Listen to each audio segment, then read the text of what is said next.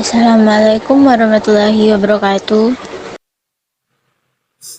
Waalaikumsalam warahmatullahi wabarakatuh.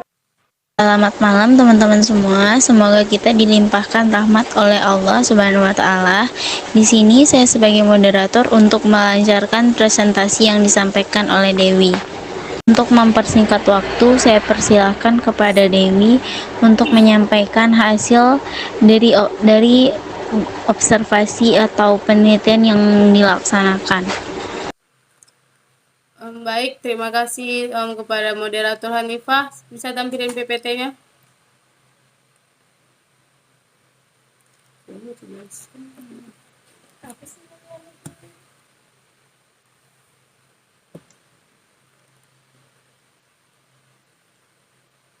Udah kelihatan.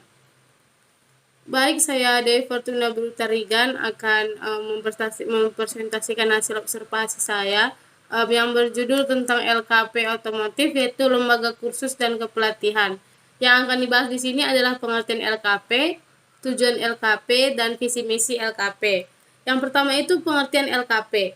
Pengertian LKP. LKP adalah satuan pendidikan non-formal yang diselenggarakan bagi masyarakat yang memerlukan bekal pengetahuan, keterampilan, kecakapan hidup, dan sikap untuk mengembangkan diri, mengembangkan profesi, bekerja, usaha mandiri, dan atau melanjutkan pendidikan ke jenjang yang lebih tinggi yang dapat menyelenggarakan program pendidikan non-formal sebagai berikut.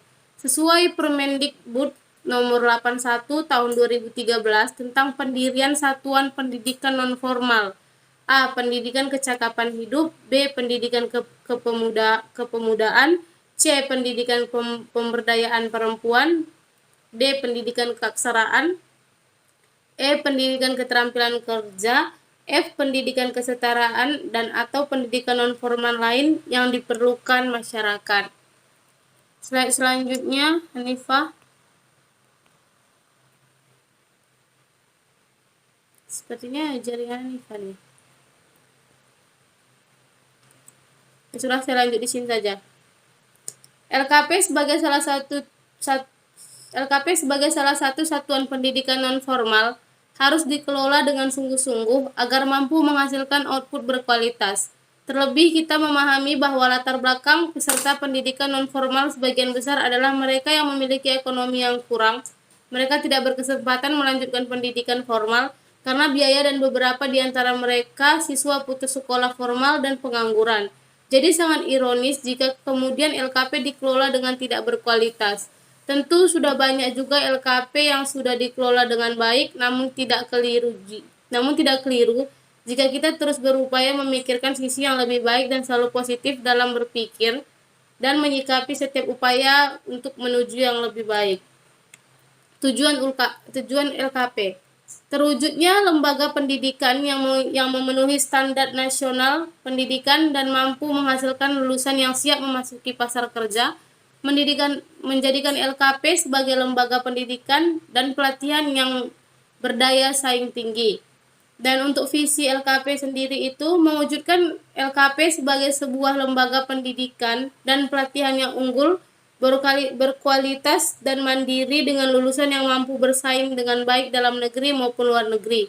Dan yang terakhir, misi LKP itu adalah melakukan kegiatan pendidikan dan pengajaran dalam bidang kursus dan pelatihan sesuai dengan perkembangan kebutuhan masyarakat dan kemajuan ilmu pengetahuan dan teknologi atau IPTEK, melakukan kegiatan pembelajaran yang kreatif dan inovatif dalam rangka menghasilkan lulusan yang kompeten dan berdaya saing tinggi dalam dunia usaha, menjalankan sistem dan tata kelola LKP yang profesional. Sekian presentasi dari saya, sekian dan terima kasih. Saya serahkan kembali kepada moderator.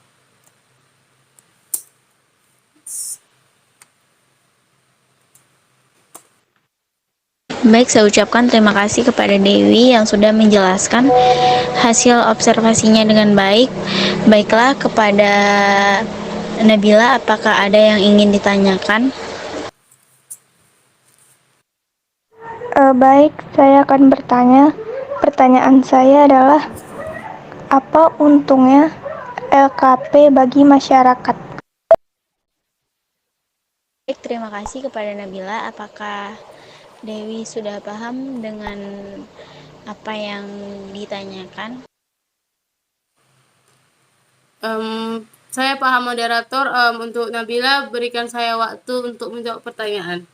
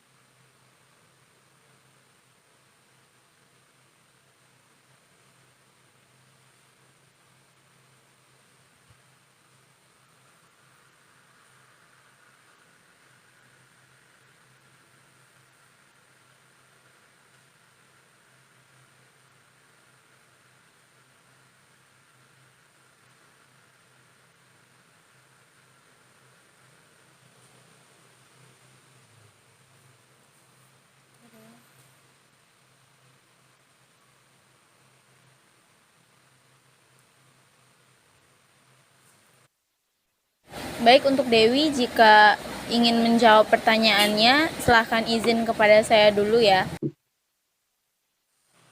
Baik, moderator.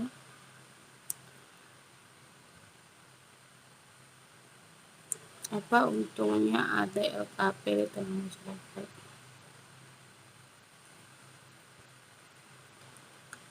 Izin moderator menjawab pertanyaan dari Nabila. Iya, silahkan Dewi. Iya, tadi pertanyaan Nabila adalah apa untungnya ada LKP di masyarakat? Tentunya untuk keuntungan tersendiri banyak ya, apalagi LKP ini seperti yang saya jelaskan tadi bahwa kalau ada beberapa siswa yang putus sekolah gara-gara nggak sanggup dalam biaya, dan ada yang umurnya sudah tua dan nggak bisa melanjut sekolah, tapi dia tuh punya bakat. Apalagi saya itu bahas tentang otomotif, jadi apa untungnya kalau misalnya ada beberapa orang tua tuh, kalau misalnya dia tuh kan pengen ikut paket A, paket B, paket C, tapi ada juga beberapa orang dewasa yang dia tuh nggak ingin ikut paket A, paket B, paket C, tapi itu dia cuma ingin ngembangin bakatnya aja. Jadi untungnya ada LKP ini, yaitu di LKP tuh kita tuh nggak usah, kayaknya sepertinya tuh nggak perlu pakai ijazah gitu. Soalnya LKP yang saya observasi itu seperti itu. Dia tuh nggak perlu dia tuh nggak minta kita perlu ijazah ini, perlu ijazah itu. Jadi ya kalau mau, oke, diajarin, kita evaluasi, setelah sudah bisa ya kita masukkan ke dunia pekerjaan. Jadi untungnya tuh banyak manfaatnya juga, dan biayanya juga nggak mahal. Misalnya kalau SMK, apalagi kayak kita mahasiswa, dipatokkan sekian sekian sekian. Jadi kalau di LKP tuh mungkin lebih murah ya, karena itu tadi sih, dia tuh nggak nanya ijazah. Jadi kalau kita udah matang, udah bisa, kita langsung dimasukkan ke dunia pekerjaan. Jadi untungnya banyak. Seperti yang dikatakan tadi, mereka tidak berkesempatan melanjutkan pendidikan formal karena biaya, dan beberapa di antara mereka siswa putus sekolah formal dan pengangguran.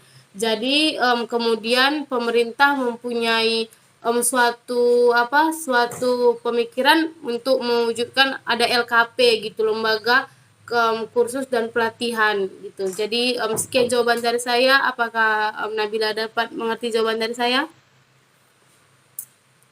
Baik, terima kasih jawabannya Dewi. Apakah Nabila ada yang ingin disanggah? Baik, saya sudah mengerti dari jawaban yang Dewi berikan. Terima kasih. Baik.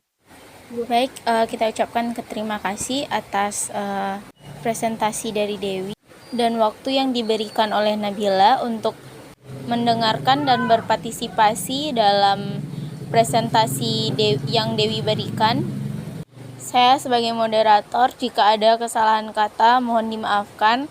Baiklah, saya sudahi presentasi malam ini dengan mengucapkan Assalamualaikum warahmatullahi wabarakatuh. Waalaikumsalam warahmatullahi wabarakatuh.